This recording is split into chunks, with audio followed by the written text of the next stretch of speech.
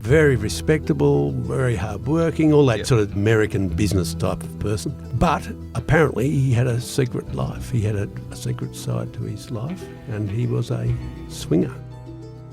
People who aren't from up there find it hard to believe that, you can just vanish, but you can. Unlike a homicide, you start with no body, and the killer has usually had time to cover their tracks to some extent. I'm Andrew Rule, this is Life and Crimes. Today we're going to talk about missing persons and why they always fascinate us, because generally they're a mystery. Here to do that is my colleague Mark Butler. Thanks, Andrew. And my other colleague, Anthony Dowsley. Good on you, Ruler. Missing persons, Butsy, last year. The big one has been little Cleo Smith in Carnarvon in Western Australia, who stands out in our careers because basically it's a happy ending. Here's a kid that was abducted from a tent near her sleeping parents, vanished for 18 days, and you would have to think that the odds against her turning up alive, let alone well, were, thousands to one against, but she did. And the reason that we know that that is unbelievably marvellous and good is that usually it doesn't happen that way. Is that right? No, that's right. That kind of resolution is pretty rare. Yeah. In Victoria at the moment, we've got a number of cases from last year which have flowed into this year unsolved. Right. Quite difficult investigations for this squad, which is led by Inspector Andrew Stamper, because they are suspected homicides. Yeah. Circumstances say that, They're probably it's homicides, probably but a homicide. no proof yet. But you start, unlike a homicide, you start with no body, and the killer has usually had time to cover their tracks to some extent. Yep. Which has happened with a lot of these cases we'll be discussing. And witnesses have had a chance to forget or to obfuscate or they to weren't even screw it there. up or whatever. Yeah, okay. There were two women went missing earlier last year in Melbourne. Kelly Zhang, that came up with the unhappy resolution that she was later found some months later after exhaustive inquiry. Found her in a waste dump in the northern suburbs. Now a man's been charged with that. There was a extremely intensive difficult investigation for those investigators. They obviously are looking for a conviction, but they also want to find a body for the family of Kelly, and they were able to do that. It took a long time. Now a man's been charged, so we probably can't say too much more. The other lady who went missing, I think April, was a lady called Marion Hamker who disappeared from Brunswick. Yeah. Now two people have been charged in connection with that matter, one of them charged with murder. But they haven't been able to recover a body, and they're still very desperate to Are there any to work details? that out. That's not a case that the general public know a lot about. Is there anything about that you could share at all without, getting involved in what might come out in court? That what sort of background did Marion have? She was from, I believe, a good family in Brunswick. She had she's known to have been in Brighton in the period when she's disappeared. Police showed an interest in a vehicle which was seen leaving a property in Brighton, but they haven't been able to establish where it went, where she was taken. They think she was taken in that vehicle. It's been a terribly difficult case. The others, the two that have spilt into this year are the Kerry Giacomis matter. Yeah. Kerry Giacomis is a Hells Angels associate from Adelaide. Yeah. Who has come to Melbourne with at least one senior Hells Angel from that city. That happened in the middle of last year. He's not been seen since. Some days after arriving in Melbourne, he went to the Lipton Drive, Thomastown clubhouse of the Nomads division of the Hells Angels, and was not seen since. Right. And that's been, fairly another sinister. very difficult Yep. investigation, because not only because he's just disappeared off the face of the earth, but the nature of the people who Who are who the are obvious suspects, yeah. people of interest or Yeah, potential witnesses are not the kind of folk who are going to ring Crime Stoppers about it. They're No. quite difficult to deal with from what we can gather. So he's not been found either. The big case that has spilled over from one year to the next, of course, the missing persons case of the whole pandemic, because it began at the start of the pandemic, is the Wollongata campus. Is that right? Yes. Because I think that really happened pretty well the first week of lockdown in March 2020. They left home on March the 19th Yep. last year for a camping trip. That was Russell Hill from Druin. He's 74. And Carol Clay, she's 73. She's from Pakenham. Yep. So they've gone on a camping trip out in the Wollongata Valley. Yep. They've taken a night to get there. They've arrived on the 20th. The last contact from them is Mr. Hill getting on his CB radio to a mate back in round Maffra, I think, saying we're right, we're setting up, Yeah. so on and so forth. Then nothing is heard from them again. Their campsite was found later partially incinerated, and the fire was hot enough to scorch Mr. Hill's four-wheel drive, which was parked some metres away. Now, again, that's a very difficult investigation. Early doors, the thought was, well, they could have got lost, because people do get lost up there, and they are consumed by wild dogs, and not much of them is found sometimes, i.e. A federal politician's brother, a Mr. Crean, was lost in the snow one year, and I think all that was found of him was a few scattered bones, and someone had picked up his skull. But the wild creatures had done a good job of demolishing the body, and it is widely held that does happen quite a lot with big numbers of wild dogs and other creatures. Well, I think the possibility of, you mentioned staging of disappearance was always very long odds, because there'd been no evidence of any planning to do that. No, staging, not staging. To disappear nowadays, is quite hard. I think you would... Almost impossible for the ordinary person. Well, it's still, the Almost roads are monitored, your bank accounts are monitored, airports are monitored. You just can't do it. Yeah. Anything you want to do in life is tracked. I think you can do it if you're well resourced enough, but it's hard to imagine two people in their 70s with no background in subterfuge, in that sort of area, setting something up like that. It was always very long odds that had happened. And as time went on, it became increasingly clear that it was something probably sinister, as opposed to... Well, the fire at the campsite was, that would have had them wondering from day one It was intriguing. what that was about. Yeah.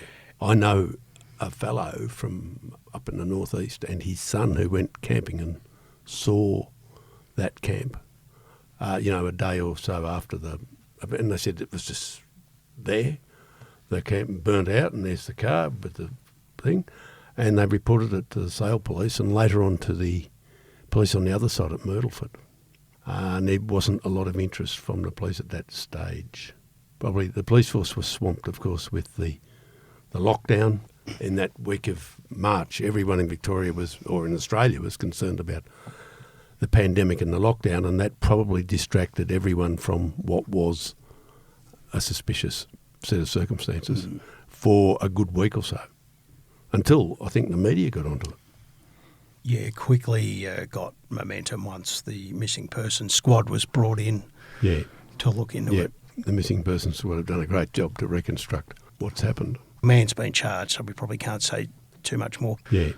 The interesting thing about the Wollongata case is that several people have gone missing in the high country over recent years. If you go back about 10 years, there's quite a number of them, I think 4 or 5. And if you extend it and take in another area down near Healesville, there's another guy there that's vanished as well. So it can happen and does happen.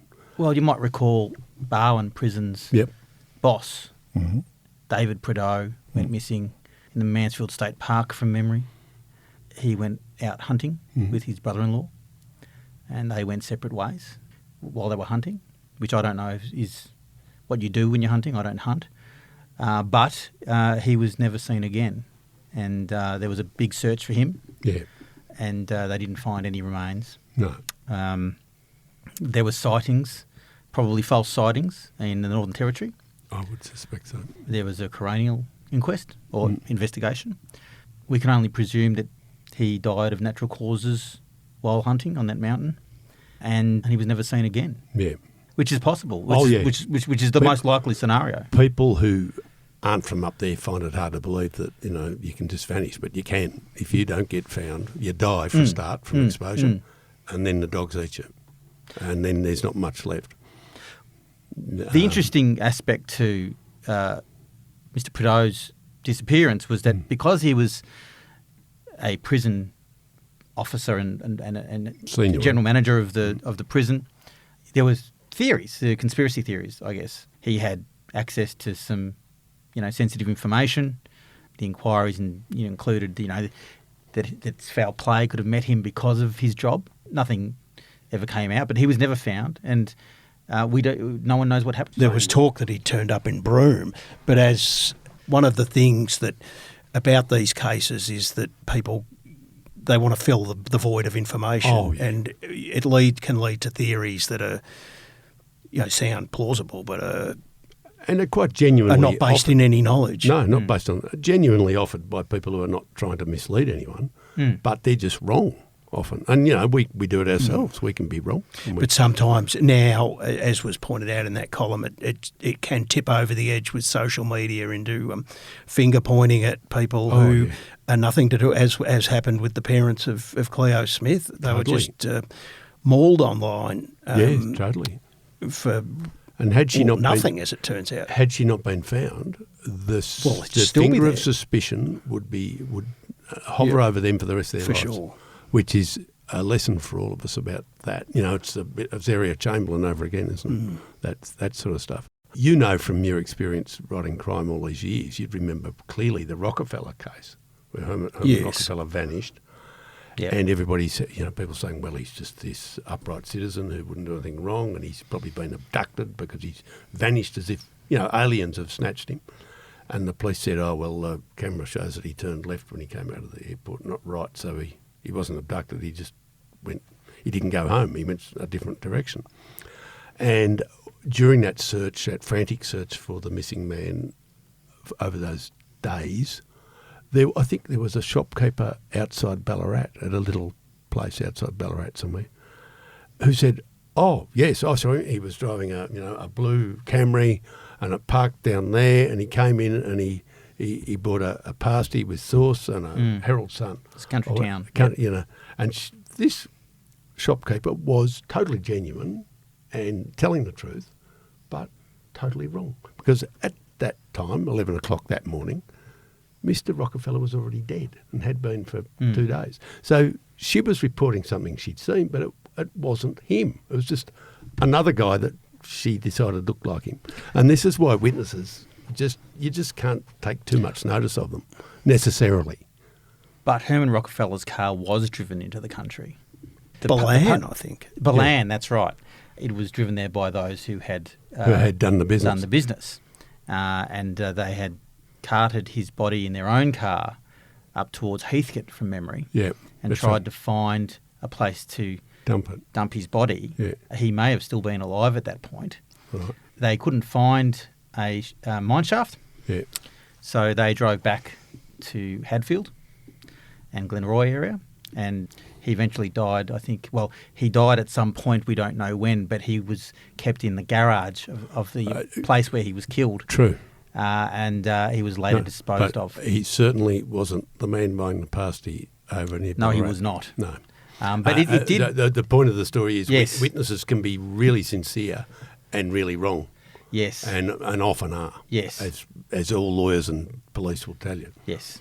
That was a fascinating story. Oh, yeah, unbelievable. Leading a double life. An amazing story, and hard to believe. Having a pseudonym. You'd think he had been abducted. Yeah. Until it turned out otherwise. For listeners with short memories, Herman Rockefeller was an Australian businessman but had been born in America. He come here with his parents as a youngster. I think they lived at Geelong. I think he might have gone to Geelong College or one of those schools down He there. did go to Geelong College. I knew a person later that knew him at university and said he was just seemed a straight up and down studious, hard-working guy, which he was, all of the above. Quite religious, perhaps. Very respectable, very hard-working, all that sort of American business type of person. But apparently he had a secret life. He had a secret side to his life, and he was a swinger. And that's where you, Anthony Dowsley, come into the investigation, because you tracked down some sordid details of his sordid secret life. Well, he was leading a double life, and it was unknown to his family, which is part of what his secret life really is. That That one it's a knows secret. That it's a secret. Right. Apart from who you're living the secret with. Okay. And And he was living the secret with someone else? several people over time. Several secrets? I spoke to one of those people who had been involved with him for a long time, and they shared that he had changed during their relationship, which was secret. It was an affair. And that he had looked for more and more. He ended up in a house in Hadfield in Melbourne's north, and he was there to meet Mario Schembri and Bernadette Denny, two people he didn't know, apart from they'd found each other in a magazine because he'd been advertising for partners. Herman Rockefeller have found those two? Yes, but Herman Rockefeller didn't go by that name. No. He had a pseudonym, and yes, and that name was Andy Kingston from memory. Right. And he... sort of a porn star name. I don't know if it's usually different. It's usually the street name where you were born. Could have been Kingston Street. Could have been. He grew up in Geelong, as you mentioned. He did. And had a distinctive voice. It had an American twang to it. Anyway, he has gone around to this house after coming home from New South Wales. On the plane. On a plane. He gets off the plane, he gets in his car. Yep. And he goes out onto the road. Instead of turning right and going home to Malvern, he turns left and goes to Yes, and he's driving a hybrid car, one of those Priuses. Oh, was he? Oh, very... So he was new. He was a new adopter of that technology. Right. And electric vehicles. And he's ended up in Hadfield, and he's gone into this house. Now, it was not the first time he'd been there. No. And he had promised to bring a partner. Yes. Because the idea is to be partner swapping. Yes. And he did not bring a partner. No. Which he didn't was really the have one. central reason that the friction was caused in the house. Right. There was a fight. He came off second best, and they've driven him around after he's been unconscious or what they thought was dead. And they went to Heathcote. They couldn't find an area for him to dispose his body, so they've brought him back. In the meantime, there's a missing person. The police are involved. They're looking for him after the alert is raised.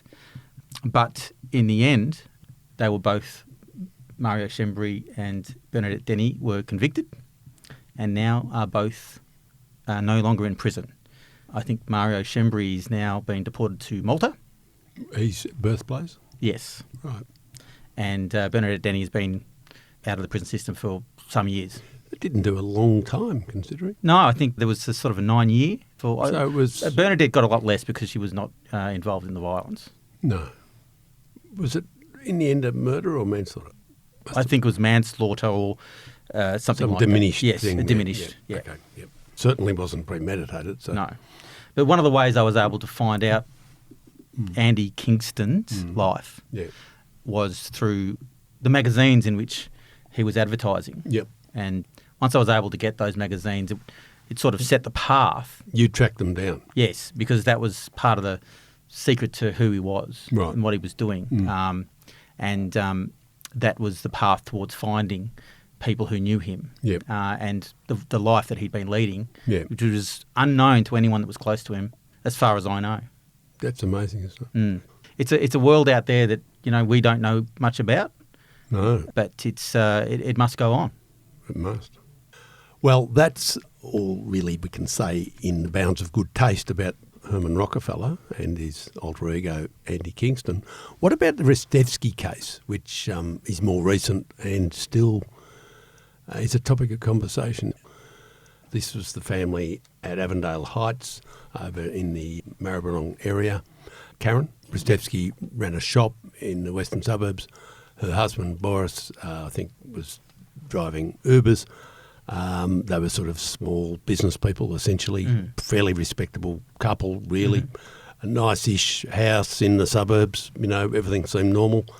But she vanished, and over time it became clear that it was a sinister event, and the main suspect was, as usual, the husband.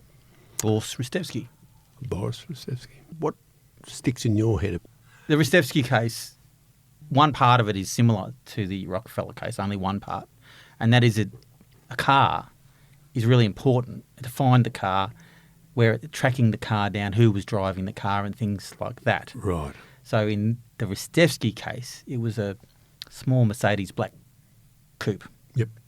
And that car was used to go from where they lived In Avondale Heights. Overlooking the Maribyrnong River.